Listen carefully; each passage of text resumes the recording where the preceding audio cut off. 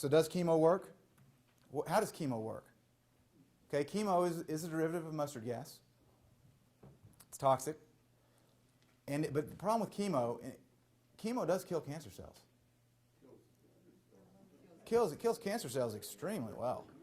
It'll obliterate those cancer cells. It'll kill your other cells too. Okay? Now it is selectively toxic. In other words, it only targets cells that are fast dividing. So all of your body's cells are not fast dividing. But cancer cells are fast dividing. So chemo does target cancer cells. The problem is your hair follicles, they're also fast dividing. Your bone marrow, fast dividing cells. Immune system, fast dividing cells. So chemotherapy targets the cancer, and it targets your hair. That's why everybody loses their hair. Targets your immune system, kills your immune system. It devastates it. And it also targets your bone marrow. Not something I'm going to put in my body. Okay? And that's why I get emails every day from cancer patients that have done chemo, and they thought they were cured for a couple years, and it came back with a vengeance, and it had metastasized or spread everywhere else. Because what they do, they kill the cancer a couple years before, and they kill their immune system. And the immune system is God's natural gift to us to fight off pathogens and invaders and disease. And so when you kill that, you don't have a chance.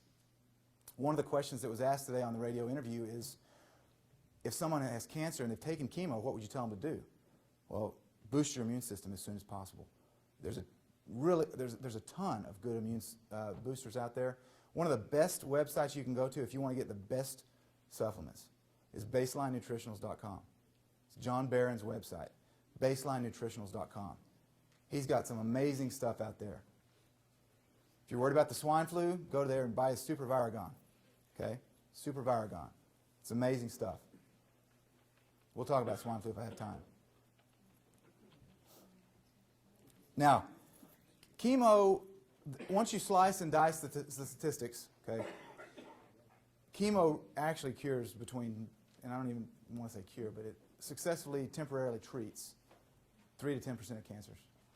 Once you throw out all the falsified studies and you look at the true data in the sample size, you'll see that it's, and that's a placebo. A placebo, by definition, is something that works less than 30% of the time. So by its own definition, chemotherapy is worse than a placebo. Okay? There was a study that was done in 1978 by the Office of Technology Assessment, which is an arm of Congress. And basically what they said in their report is they concluded that between 80 and 90% of all medical procedures today are not proven to be efficacious by controlled trial. So to somebody that's not a doctor, what does that translate? It means 89% of what we do today, what doctors do today, is quackery. It's unproven guesswork. That's in the arm of Congress, the Office of Technology Assessment. They reported that in 1978. I don't know if it's gotten better or worse since then, but that's a pretty bad number. 89% guesswork. That's why Carol said on the way over here, hey, try this drug. Oh, it didn't work? Oh, well, try this one. Oh, that didn't work. That made you worse. Try this one. Okay. My good friend Webster Kerr, who's got probably the most thorough, not probably, it is by far the most thorough alternative cancer website available online. It's cancertutor.com. Cancertutor.com. Go there, you can spend days. Okay? Cancertutor, Tutor.com. Okay? You go there, and I mean, you can literally learn everything you need to know about cancer, about alternative treatments. He gives an example. It's called, Is Your House on Fire? And in his example called, Is Your House on Fire, it's a little allegory that he's written. It is the most appropriate to kind of allegorize how conventional cancer treatments work. So let's say you drive home tonight and you're driving back to Pittsburgh and you get to your house and it's on fire. You see that your living room is totally engulfed with flames and it's spread into your bedroom. And you get there and the fire department's there. Okay, the FDA, the Fire Department Authority. Okay, the FDA's there, and they've got firemen that are chopping with axes, ferociously trying to cut out all the charred wood that's in the living room. While the fire's still spreading, but they're cutting out what's already charred. And you ask them, what are you doing? You need to stop the fire from spreading. And they say, oh, yeah, sorry, we're going to do that. We pull out the hoses, and they start spraying your house, the burning part of the fire, with acid. And they've said, hey, you say, what's going on? Why are you spraying my house with acid? They say, well, the clinical studies have shown that acid will help to put out a fire. It'll slow down a fire. And you say, well, turn on the water. And they say, well, that's quackery. There's no proven studies that water does anything with fire. That's an old wives' tale. And so while your house continues to burn, then another set of firemen come out and they have shotguns and they begin to blast away at your house with shotguns. And eventually, they put out the fire. And your house is in rubble. And they high-five each other and they say, great job, we put the fire out. And to add insult to injury, a month later, you receive a bill from them for $100,000 for putting the fire out in your house. And you read on the bill and it says, don't worry, your insurance company will pay for it. And then you read your homeowner's policy and you see insurance won't pay for a fire if water is used.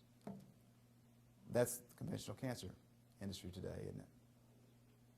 Doctors don't use treatments that are, even though they work, that are natural, because insurance won't pay for them and there's no money in it.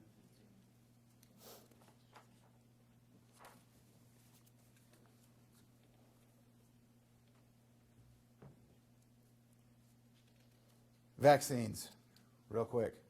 I don't know if I can do it real quick. I had an email conversation. It's in my book. By the way, the book's Cancer Step Outside the Box. My website is cancertruth.net. Okay? I had an email conversation with a physician that's in the book, back and forth. Eventually, he disengaged. We went back and forth on vaccines. He's a pediatrician, which means he regularly injects children with poison. We went back and forth, and finally, he disengaged. Okay? There's a man named Jack Doubleday that has a nonprofit organization out in California. And he has, since August of 2006, I believe, he's had a challenge to any MD, medical doctor, or CEO of a pharmaceutical company that he will give them $100,000. I believe it started at 50, then went to 75, now it's 100, or maybe 125. That if any MD or CEO of a pharma company will drink the same ingredients that they inject children with, he'll give them the money on the spot. So it's been 3 years running, not had one taker. Right? I emailed this to my doctor friend that I was debating, the pediatrician, and he said, I'm busy, don't have time. I'm like, I know you make a lot of money, but you should be willing to travel out there for a 10-second swig for $100,000, shouldn't you? I mean, you inject the stuff into children every day, but you won't put it in your own body. He hadn't had one taker. I mean, look what's in most vaccines. You got thimerosal, mercury, you got formaldehyde, you got aluminum. You have horrible toxic chemicals. And that's just a few. There's many, many more. I mean, there's live animal viruses in most of them because they have to culture them. And they culture them in animal tissue. Not one MD has taken them up on that. I call them a hypocrite. They should put their money where their mouth is and go do that. Be an easy $100,000 for them. They could buy another Mercedes or whatever.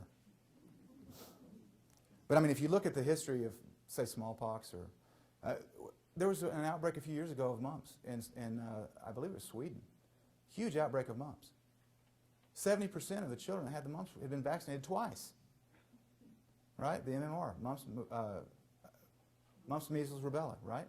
They've been actually vaccinated twice and they still got mumps. Vaccines don't prevent anything.